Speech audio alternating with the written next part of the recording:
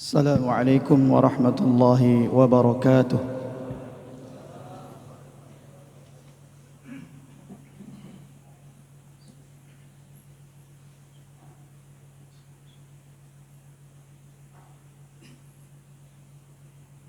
Allahu Akbar, Allahu Akbar, la ilaha illallah.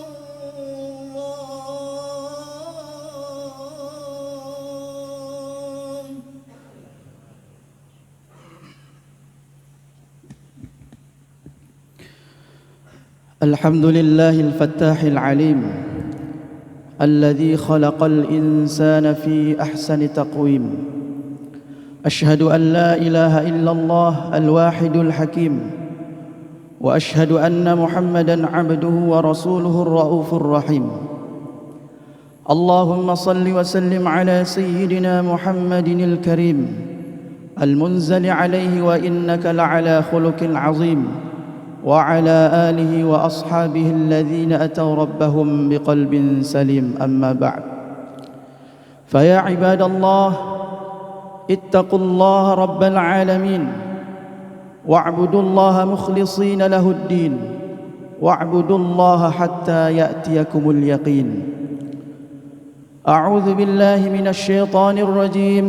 بسم الله الرحمن الرحيم. يا أيها الذين آمنوا قوا أنفسكم وأهليكم نارا وقودها الناس والحجارة عليها ملائكة غلاظ شداد لا يعصون الله ما أمرهم ويفعلون ما يؤمرون. صدق الله العلي العظيم. معاشر المسلمين وزمرة المؤمنين رحمكم الله. Bersyukur kita kepada Allah Subhanahu wa taala yang hari ini telah memberikan kita taufik, hidayah dan inayahnya sehingga kita dapat melaksanakan kewajiban kita terhadap Allah Subhanahu wa taala, yakni salat Jumat.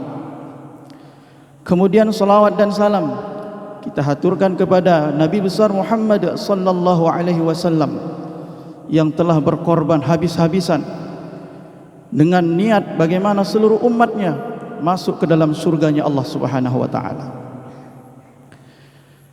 Melalui mimbar ini seperti biasa khatib mengajak khususnya pribadi sendiri dan umumnya untuk kita semua, bagaimana kita sama-sama meningkatkan takwa kita kepada Allah Subhanahu wa taala.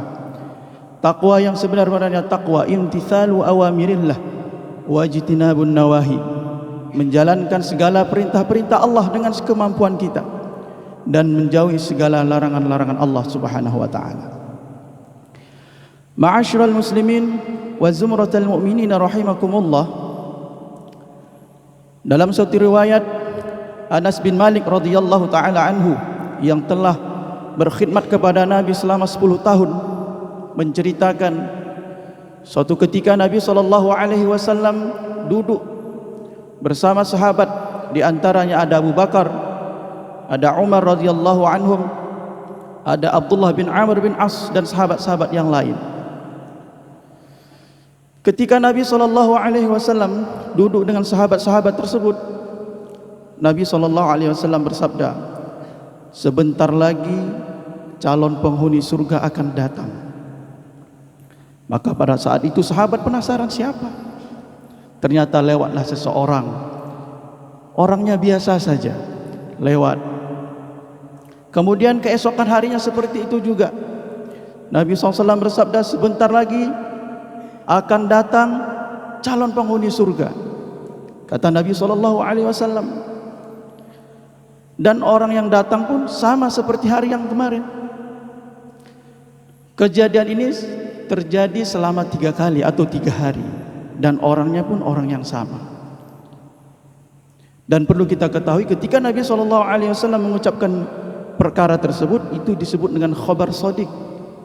Tidak mungkin ihtimal, tidak mungkin iya atau enggak, benar atau salah ini. Apa yang dikatakan Nabi pasti benar. Pasti orang tersebut adalah penghuni surga, calon penghuni surga. Seseorang tersebut adalah seorang Arab Badui yang bernama Abu Damdam radhiyallahu taala anhu. Maka hadirin rahimakumullah, karena kata Nabi SAW dia adalah calon penghuni surga, maka sahabat ini timbul rasa ghibtah. Apa itu ghibtah? Rasa iri. Kenapa dia dikatakan calon penghuni surga? Amalan apa yang dia buat sehingga Nabi SAW katakan dia calon penghuni surga? Dan sifat ghibtah ini sangat dianjurkan untuk kita. Singkat cerita hadirin rahimakumullah, sahabat Abdullah bin Amr bin As radhiyallahu taala anhuma mengikuti ia sampai ke rumahnya. Sesampainya di rumah Abu Damdam radhiyallahu taala anhu tersebut, dia katakan, saya ingin menginap di rumahmu selama 3 malam. Tujuannya apa? Untuk mengetahui amalan apa yang dia buat, amalan khusus apa yang ia buat sehingga Nabi SAW katakan orang ini calon penghuni surga. Maka hadirin rahimakumullah, Abdullah bin Amr bin As radhiyallahu taala anhuma ketika menginap atau bermalam di rumah Abu Damdam radhiyallahu taala anhu, dia perhatikan gerak-geriknya. Malamnya dia perhatikan juga salat qiyamul lailnya sama saja seperti sahabat yang lain, tidak ada yang khusus. Maka setelah 3 hari di situ, karena tidak ada sesuatu yang khusus, bermakna amalan yang dibuat oleh Abu Damdam itu dibuat juga oleh sahabat yang lain, bermakna tidak ada yang khusus. Di majelis Nabi SAW, Nabi SAW katakan, sebentar lagi calon penghuni surga akan datang dan orangnya adalah engkau.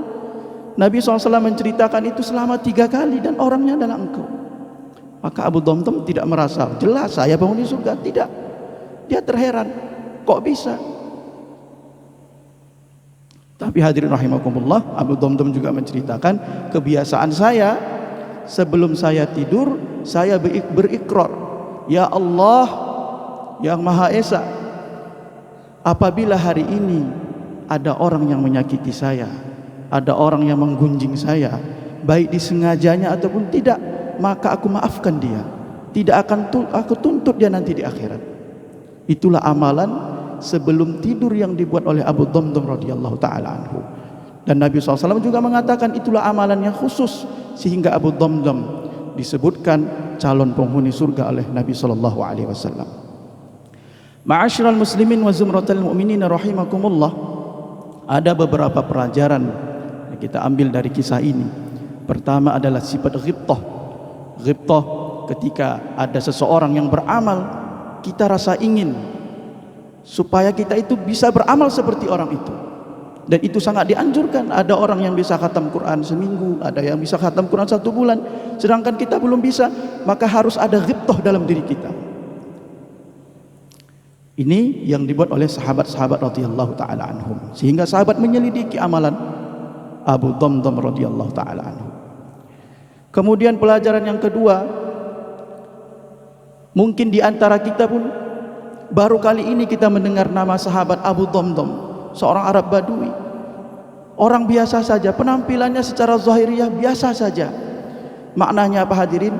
Jangan pernah kita menyepelekan siapapun. Mungkin biasa dalam tampilan, tapi derajatnya di sisi Allah dia mulia.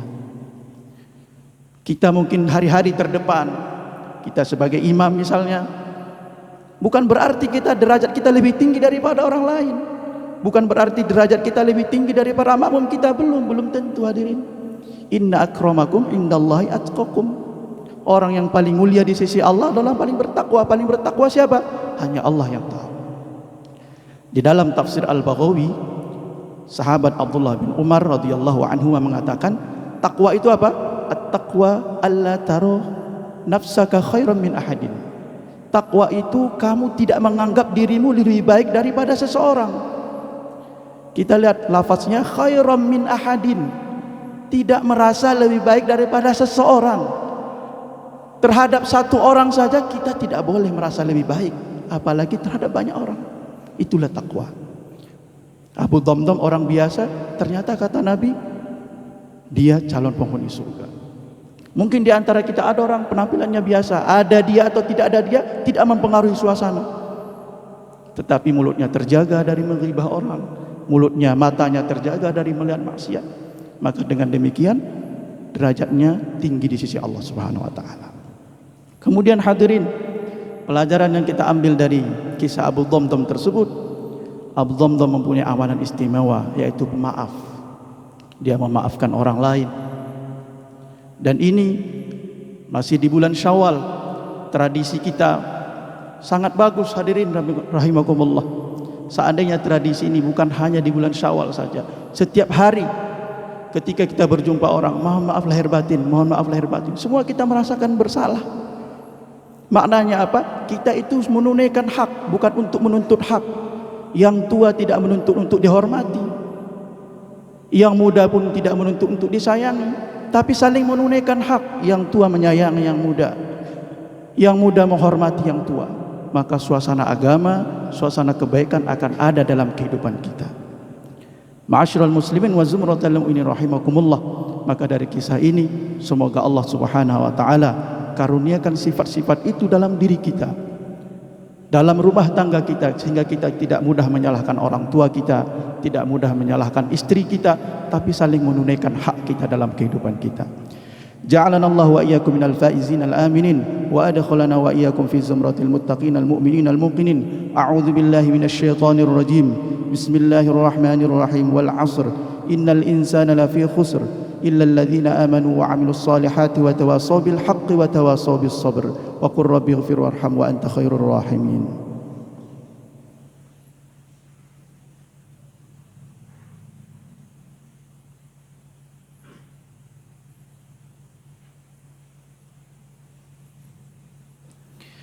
Innal hamdalillah nahmaduhu wa nasta'inuhu wa nastaghfiruh wa na'udzu bihi min shururi anfusina wa min sayyiati a'malina.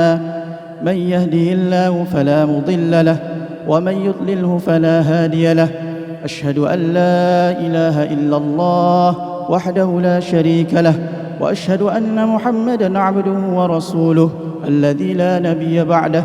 اللهم صل وسلم على سيدنا محمد وعلى آله وأصحابه ومن تبعهم بإحسان إلى يوم الدين. عباد الله، اتقوا الله حق تقاته ولا تموتن إلا وأنتم مسلمون.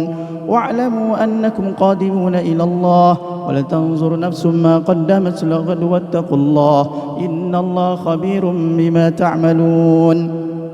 وأنيبوا إلى ربكم وأسلموا له من قبل أن يأتيكم العذاب ثم لا تنصرون.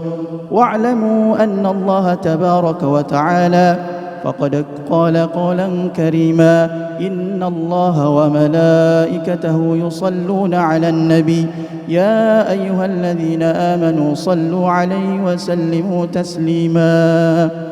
اللهم صل على سيدنا محمد وعلى آل سيدنا محمد وعلى أزواج سيدنا محمد وعلى ذرية سيدنا محمد. اللهم اغفر للمسلمين والمسلمات والمؤمنين والمؤمنات الأحياء منهم والأموات برحمتك يا أرحم الراحمين. اللهم أعز الإسلام والمسلمين وأذل الشرك والمشركين ودمر أعداءك أعداء الدين. اللهم ارفع عنا الغلاء والبلاء والوباء والفحشاء والمنكر والسيوف المختلفة والشدائد والمحن والإحن والفتن من بلدنا هذا خاصة ومن بلدان المسلمين عامة، إنك على كل شيء قدير. ربنا آتنا في الدنيا حسنة وفي الآخرة حسنة وقنا عذاب النار. عباد الله، إن الله يأمر بالعدل والإحسان وإيتاء ذي القربى وينهى عن الفحشاء والمنكر والبغي يعظكم لعلكم تذكرون. فاذكروا الله العظيم يذكركم واشكروه على نعمه يزدكم ولذكر الله أكبر والله يعلم ما تصنعون. أقيموا الصلاة.